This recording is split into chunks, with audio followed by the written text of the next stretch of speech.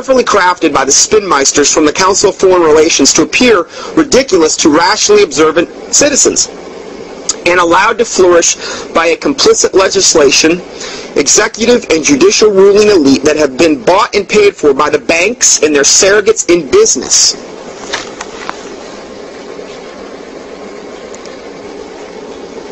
Treasonous acts against our constitutional republic have been achieved thousands of times by presidents, congressional members, military leaders, and corrupted local and state-level bureaucrats who have nothing to lose and everything to gain by placing our citizenry at the front door of slavery.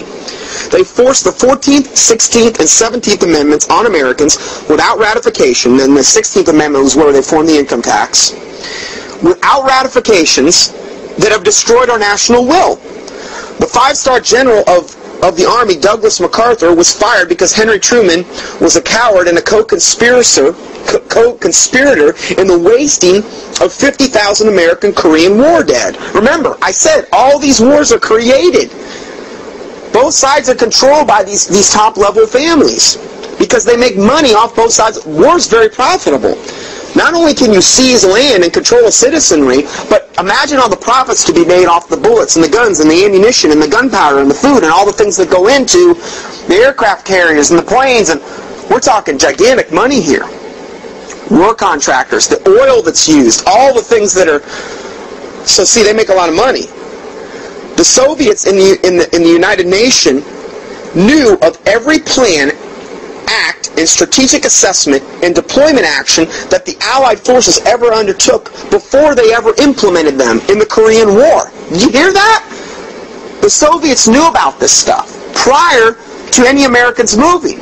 You wonder why we couldn't win, particularly the Vietnam War? Well, it'd be kind of hard to win when there were certain places that you couldn't bomb. Imagine that. We're fighting the North Vietnamese, and there's certain places that are totally off limits to bombing. And that's the stronghold in the heart of the enemy. But well, we can't attack there. They can attack anywhere in South Korea. But we had all these places that were off limits, and they knew all of our maneuvers ahead of time. It'd be kind of hard to win a war that way. But what you could do then is have a nice, big, long, slow, drawn-out war that took a lot of lives, which these high-level Illuminists and Satanists view as sacrifices to Satan, if the truth be known, just like they view abortions the same way. In the Bible, what was the highest thing that you could do to Satan? What was the best thing? Child sacrifice, human sacrifice. You think Satan's any different today? He just does it a little more veiled. Today, they don't deliver the child, for the most part, out of the woman and deliver him and put him in the hands of Moloch, that they've heated the statue up to like 2,000 degrees so he's white hot, and they put the poor little innocent baby on his hands and burn him up. They don't really do that today. It's done more in secret. It's done more subtly now. Now they kill the baby in the womb, in darkness. So then it's more palatable. You know, if there's a little kid that's abducted after they're born, or let's say a 6-month or a 1-year-old, there's all this cry that'll go up to, find the baby and all this other stuff. But yet there's thousands of babies, at least 4,000 every day in America, that are slaughtered in the womb, and there's no real cry going up for them in the media. That's okay, because it's done in darkness and secret, and it's okay because it's a woman's choice. It's a woman's choice to destroy that human life that lies within them. That sounds reasonable to me. I mean, yeah, it's okay. Just kill the baby. Evidently, that mother thinks that she has the right to decide whether that baby lives or dies. And God was the one that formed the baby in the womb. He said that to the prophet, I believe Isaiah. Before I formed thee in the womb, I knew thee and ordained thee a prophet. Before he formed him in the womb, he knew him. And these little babies that are getting slaughtered in the wombs, that right there is enough for this to all come down on this country. Right there. Roe versus Wade. What is it, 40 million plus lives taken since then in America? All that innocent blood crying out from the land? If Abel's innocent blood cried out from the land, and he was a grown man, and his innocent blood cried out from the land, and it grieved God, how much more so 40 million plus innocent little babies' blood crying out from our land? Do you think that might curse the land that we're in? All that innocent blood running through? That's what I'm saying. we deserve judgment. If any nation ever deserved judgment, we do. And not only because of that, but because we call ourselves a Christian nation. And that's such an abomination. It would be better to call ourselves a bunch of pagans. I think that would be more palatable in God's eyes. So, going with this a little further, these Soviets in the United Nations knew of every act, plan, and strategic assessment and deployment action that the Allied forces ever undertook before they ever implemented them. The KGB files after the Soviets imploded confirmed this to be the case. Virtually the same set of sellout ideas were used during the Vietnam War by the same United Nations Soviet spies and American traitors in the State Department to aid and abet the war profiteers.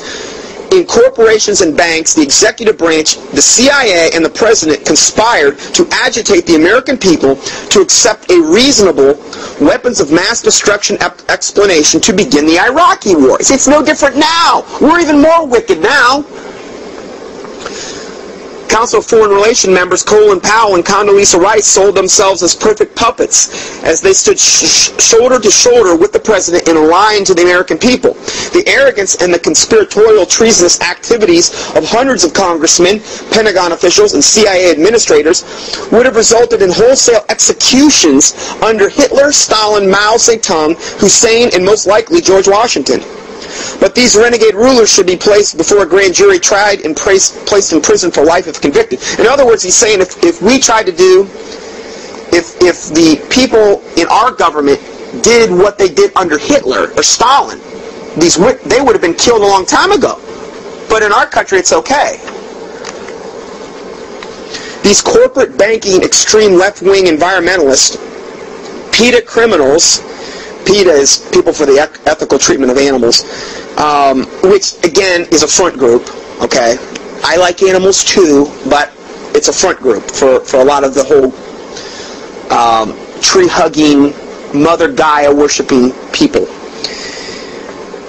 So let me read that again. Those corporate banking and extreme left-wing environmentalists, PETA criminals, illegal alien terrorists, and world governance, no more American sovereignty goons, the North American Union profiteers, anti-constitutionalists, Second Amendment haters like Charles Schumer, Boxer, Feinstein, Kennedy, Pelosi, and Reid all need immediate repudiation and directives from the American people to cease and desist or face the retribution of the American people. Well, that's a joke. Swift and uncompromising. American people, you can't get them motivated for nothing. Trust me, I've been trying to do it for 7, 8 plus years now. I'm not coming down on anybody listening to this broadcast. I'm just saying it's pretty tough. It's not going to probably change until there's a boot across their throat, and it's going to be too late at that point. Now God is still in control. He's still on the throne. Okay, I believe He is still going to preserve a remnant, His elect. Okay, I'm not going to say that we're not going to have to suffer, but I'm just saying judgment's coming in America. Aaron Russo's brilliant film, which is the one I just talked about the illegal taxation system and the criminal Federal Reserve books, and the criminal Federal Reserve okay, he wrote this kind of weird. The way he wrote this is kind of disjointed, this article, so it doesn't flow real well when I'm trying to read it. But he's talking about Aaron Russo's film, the criminal Federal Reserve.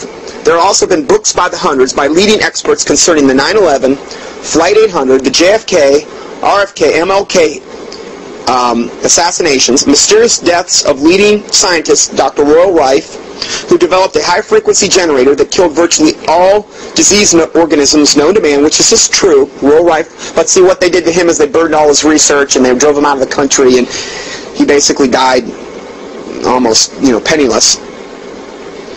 And then another guy mentions is Alan Cajano, who invented a revolutionary fuel vaporizing system that produced 110 miles per hour per gallon, 110 miles per gallon. See, they don't want to release any of this information, this technology, because the technology would free the people up. It would free their money up.